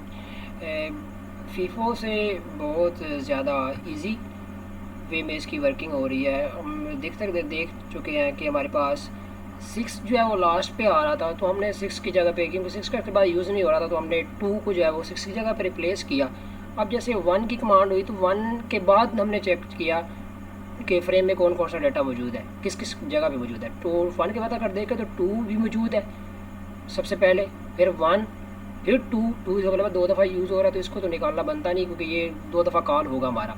तो देन उसके बाद 0 और हमारे पास आ जाएगी, और 0 भी हमारे पास मौजूद है, और 4 जो है वो बिल्कुल लास्ट पे जो है वो मौजूद है। तो इसका मतलब है कि हम 4 को रिप्लेस कर सकते हैं, 2 0 1 हमारे पास हो जाएगा। और देन जो लास्ट पे डाटा यूज़ हो रहा है same as it is procedure हमारे पास 1, क्योंकि जो डाटा हमारे पास मौजूद है हिट हो रहा है ऑलरेडी हमारी जो है कि रैम में मौजूद है, जो हमारे फ्रेम जो पेज टेबल हमारा मौजूद था उसके अंदर डाटा पड़ा है, वो तो वहाँ से ही CPU को जो है ना वापस, जो हमने पहले स्टार्ट में डायग्राम से चीज़ें समझी थी वही अगर आपके जहन में हो तो आप उस डायग्राम को अपने जहन में लेके आएँ तो आपको चीज़ें अच्छे तरीके से ये समझ आ रही होंगी कि ये डाटा कहाँ से कहाँ जा रहा है। पेज टेबल से ही वापस चला गया जब हमारे पास मौजूद होता है। तो जब डेटा हमारे पास मौजूद है, अब दोबारा से डेटा देखा जाए तो मौजूद है, ठीक है, वर्किंग हमारी बेसिकली स्ट्रॉन्ग हो ही रही है। यानी कि अब 0 आया था फिर भी डाटा मौजूद था हमारे पास, अभी भी देख सकते हैं हमारे पास डाटा मौजूद है। जब हमारे पास अब 3 की कॉल होगी, अब देखिए 3 की जब मैंने कॉल की है तो 3 रिप्लेस हुआ है। कैसे रिप्लेस हुआ है इसको चेक करते हैं। 3 ऐसे रिप्लेस हुआ है, 3 के बाद मैंने चेक करना है, 3 के बाद फ़ौरन आ रहा है 2 को हमने निकाल सकते क्योंकि फ़ौरन बाद कॉल करनी है, फिर इन करना पड़ेगा अगर निकाल देंगे तो, ठीक है। फिर उसके बाद आ गया 1 और फिर 4 और फिर 0 हमारे लास्ट पे जो है ना यूज़ हो रहा है, तो इसका मतलब है कि हम 0 को निकालेंगे जो लास्ट पे यूज़ हो रहा है, ठीक है। उसको निकाल दिया और उसकी जगह पे हमने 3 रख लिया। अब उसके बाद 2 को कॉल हुई, 2 ऑलरेडी मौजूद है, हिट हो जाएगा। तो यानी कि चीज़ें वर्किंग में आ रही हैं और वो सारी सेम एज इट इज़ वो ही आपके पास चीज़ जो है वो वर्क करती जा रही है। ठीक है, इस चीज़ को आपने जो है वो फॉलो करना है। नेक्स्ट हमारे पास प्रोसीजर जो है वो सेम एज इट इज़ आ जाएंगे और लास्ट में हमारे पास 0 0 और 1 है। ठीक है, इसको आप देख सकते हैं। अगर हम नेक्स्ट एग्जांपल को देखें कि लीस्ट रिसेंटली यूज जो हमारे पास एल्गोरिथम है, उसमें ये हो रहा है कि आपके पास जो जिस तरह हमने ऑप्टिमल एल्गोरिथम में देखा कि आगे की तरफ हमारी कमांड्स जो है वो यूज़ हो रही थी, हम उनको देख के वर्किंग कर रहे थे। अब इसमें क्या होता है कि जो डाटा हमारे पास चाहिए होगा, ठीक है, उससे हमने पीछे की तरफ जो हमारे ऑलरेडी हो चुके होंगे उनमें से हमने चेक करना है। वो इसी तरह ही प्रोसीजर सेम वही है, बस सिर्फ चेक ये करना है कि पीछे की तरफ चेक करना है, जो चीज़ें हमारी वर्क जो डाटा हमारा वर्क कर चुका होगा उसकी तरफ हमने जाना है। तो इसकी एग्जांपल को भी देख सकते हैं। ये हमारे पास एग्जांपल मौजूद है इसकी। तो हमने पहले डाटा को 6 को ही किया, फॉल्ट अकर हुआ, सेम एज इट इज़ इसी तरह 6 1 6 1 भी इसी तरह यानी सेम इसी तरह ही आएगा, क्योंकि हमारे पास ऑलरेडी 1 मौजूद था तो वो हिट हुआ है और CPU को वापस डाटा चला गया। अब जब 2 आया तो हमारा फ्रेम फिल हुआ। अब जब 0 आया तो 0 से पीछे 2 1 1 6 जो हमारा पहले एग्जीक्यूट हो चुका है, हम उसको चेक करेंगे बेसिकली। तो उसको अगर आप चेक करें तो हमारा 0 के बाद आ रहा है 2 और फिर 1 फिर 1 फिर 6।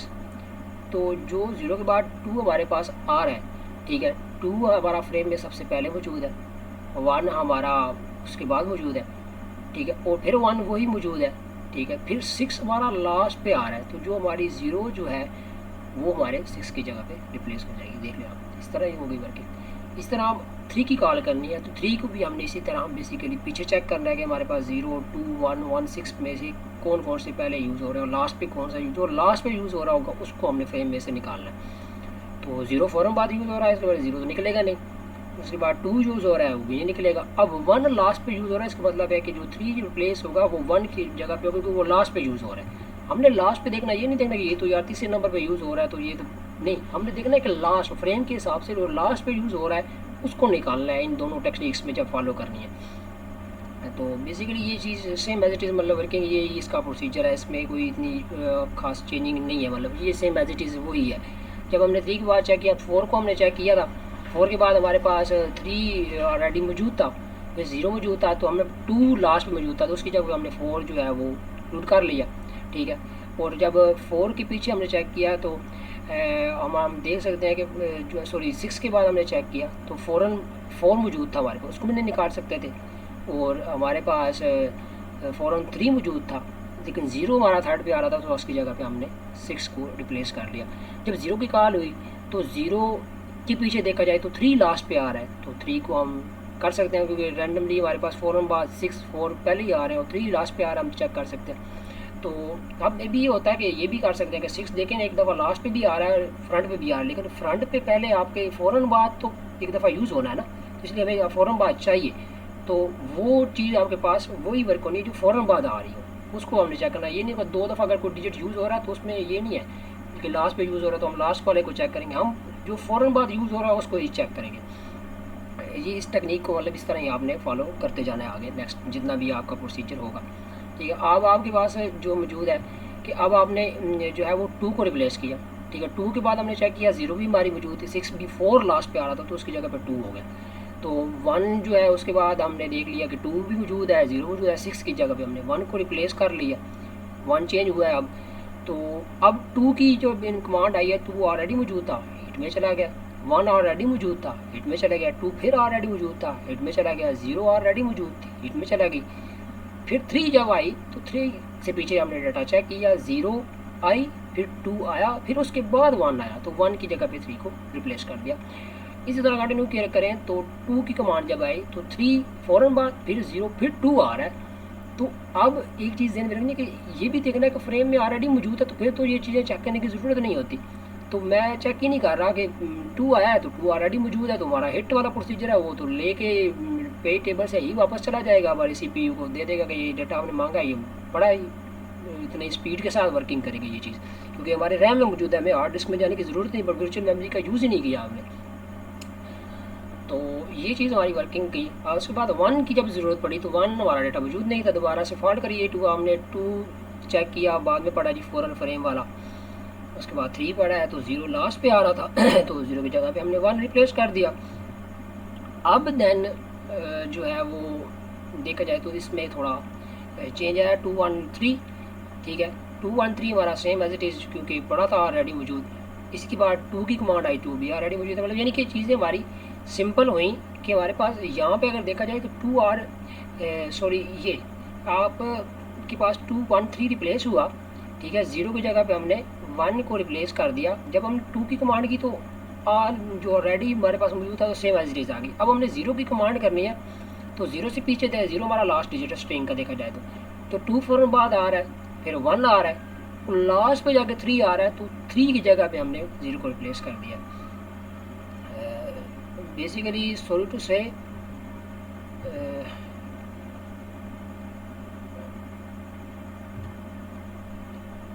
अब हम जो है वो देखें तो ये चीज़ें हमारे पास इस तरह वर्क कर रही थी कि हमारे पास एक एग्जांपल हमने देखी रिसेंटली जो हमारी थी sorry least recently use algorithm था, उसकी ये एग्जांपल हमने देख ली।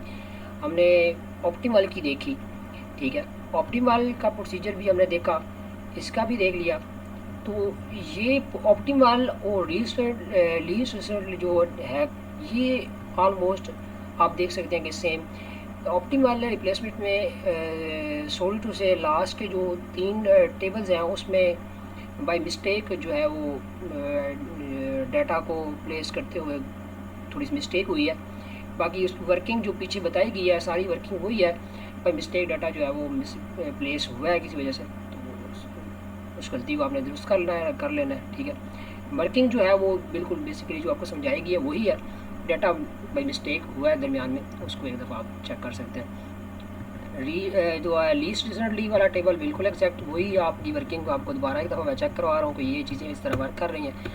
ये बिल्कुल सेम एज इट इज़ है कि ऑप्टिमल को आगे की तरफ आपने देख के दे जाना है, और लीस्ट रिसेंटली यूज़ मतलब लीस्ट जो आपका पीछे मतलब पीछे की तरफ आपका जो वर्क कर रहा है ना, ठीक है, आपने पीछे की तरफ देखनी है, आपकी स्ट्रिंग आपने पीछे की तरफ देखनी है कि उसमें जो आपका लास्ट पे जाके यूज़ हो रहा है फ्रेम में जो डाटा पड़ा हुआ है उसको आपने निकाल के जो नए डाटे की डिमांड आपके पास हो रही है उसको आपने उसके अंदर निकाल देना। तो ये हमारा लास्ट रिप्लेसमेंट वाला एल्गोरिथम था, इसको हमने देख लिया। और आपके लिए एक जो है वो टास्क है, ठीक है। ये टास्क ये भी एक स्ट्रिंग है आपके पास, जिस तरह हमने एग्जांपल्स को सॉल्व किया, तो आप इसको अपनी प्रैक्टिस के लिए अपने एग्ज़ाम्स के लिए तैयार कर सकते हैं, देख सकते हैं इसको। ये तीनों टेक्निक्स जो हमने एल्गोरिथम जो हमने पेज रिप्लेसमेंट के पढ़े हैं, फीफो, ऑप्टिमल और LRU, इसके थ्रू आप इस एग्जांपल को सॉल्व करें। और आपकी जब आप एग्जांपल को सॉल्व करेंगे तो आपको और बेहतर अंडरस्टैंडिंग होगी इंशाल्लाह। Thank you very much.